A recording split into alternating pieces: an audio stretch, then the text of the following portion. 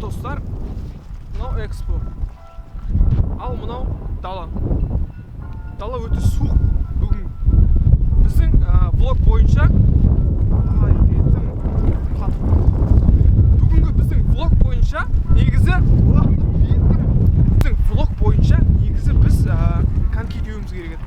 Ал коньки бізде сыртта болу керек еді. Бірақ бүгінгі суық күнге байланысты біз Силкойге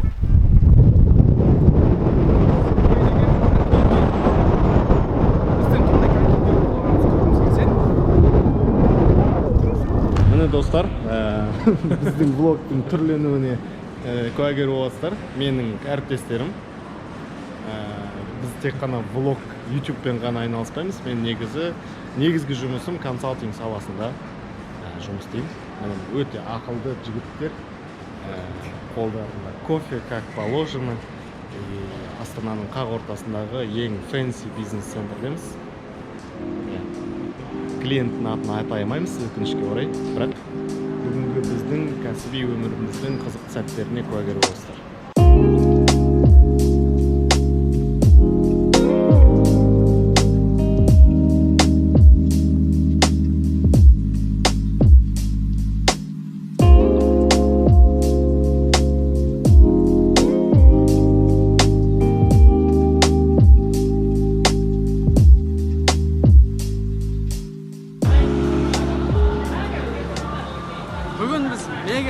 Мұз айдына алғаш рет коньки теуге келіп тұрмын.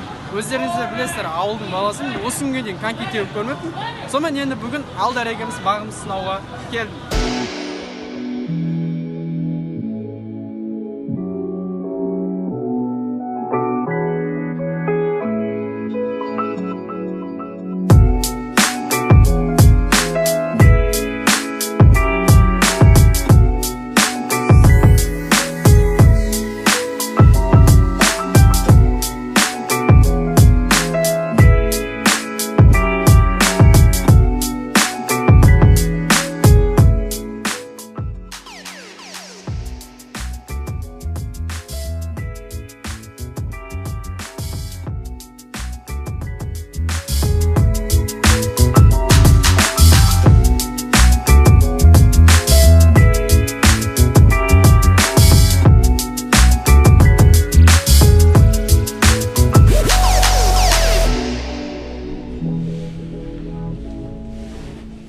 Біз Адлет екеуміз түскі асты ішуге бар жатырмыз.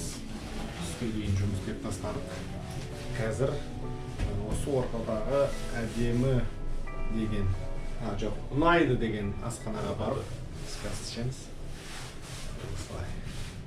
Адлеттен таныс болыңыздар. Біздің Жамейканың түлеуді айтпақшы Адлеттен. Екеуміз бір көз жүктіреміз.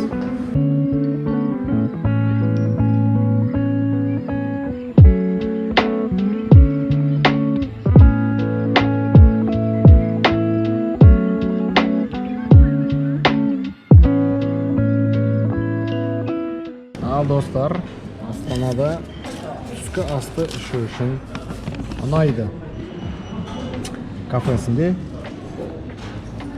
бір порция солянка, бір порция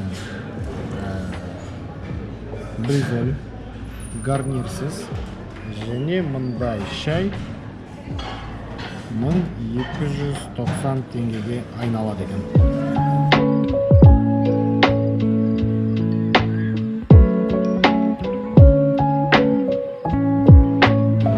Осылай достар, Адлет екеміз шай ішіп алдық, түскі асымызды. Адлет туралы бір нәрсе айтып берейін. Адлет 2017-те сол Тараздағы Жамейка қазақ-түрік есеп экономикалық колледжін бітіреді, аудит мамандығы бойынша. Бітіргеннен кейін бірден Астанаға жұмысқа келеді. Яғни университетте оқиды, параллельно жұмыс істейді. Жұмыс істеп бастап, сен 16-да жұмыс істеп жүрдің да бір нәрселер. Колледж кезінен жұмыс істеп бастаған, бірақ колледж бітіргеннен кейін full time дейміз ғой, толықтай жұмысқа, толыққанды жұмысқа кіреді. Осы Астанадағы аудиторский контораға. Қазір бірге істеп жатқан конторамызда. Содан қанша жыл жұмыс істеп жатқанына? 4 жыл. 4 жыл өтті ма? Ол 4-ші жыл болды. 4 жыл и неңді университетіңді бітіріп алдың, Иә. Университетін бітірді 4 жылдың ішінде 17-тен бері. Мен Ақтөбеде оқыдым, 17-тен бері 4 жыл өтті. 4 жылдан бері университетін бітіріп алды. Параллельно жұмыс істеп, тәжірибесін көтеріп, қазір осы компанияда бірден бір үлкен бастық.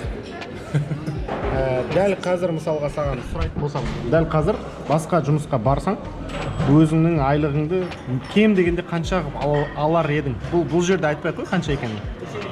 Басқа жаққа барсаң, кем дегенде қанша алар едің? 500 мың. Кем дегенде 500 мың. Өзіңе сенімсің ғой, одан арзан тұрмайсың. Бір орташа фирманың фин-директор бола аласың ба? Ол шығар деп ойлаймын. Қиын жоқ. Финансы директор бола аласың. Мін достар, жасың қазір нешедесің? 22-де. Әділет 22-де. Тараздықсың ба сен? Иә. Тараздықсың. Атанаң қарапайым семья ма? Иә. Жоқ, олигарх. Атанасы қарапайым семья, өзіміз секілді.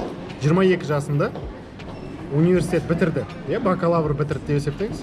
Бірақ соған параллельно жұмыс істеген арқасында дәл қазір өзін нарықта айына 500 мың теңге деп бағалап отыр. Мен бұлай объективно айтатын болсам, қосылып сенем, өйткені Әділеттің талантын, білімін, тәжірибесін білемін. Бұл мен ойымша үлкен бір жетістік деп ойлаймын. 22 жасындағы қазіргі сенмен салыстырсақ, басқа жігіттер скорее всего ондайға бара қоймас. Ондайға тати қоймас. Әділет тати. Сондықтан да бұл бір кеңестердің бірі, оқу да керек, жұмыс істеу де керек. Бос уақыттың барлығын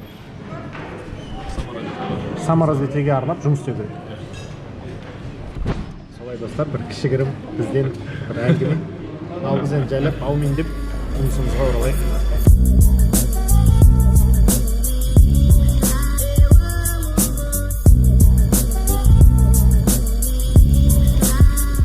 Сонымен достар, бүгінгі күніміз осылай қызықты өтті.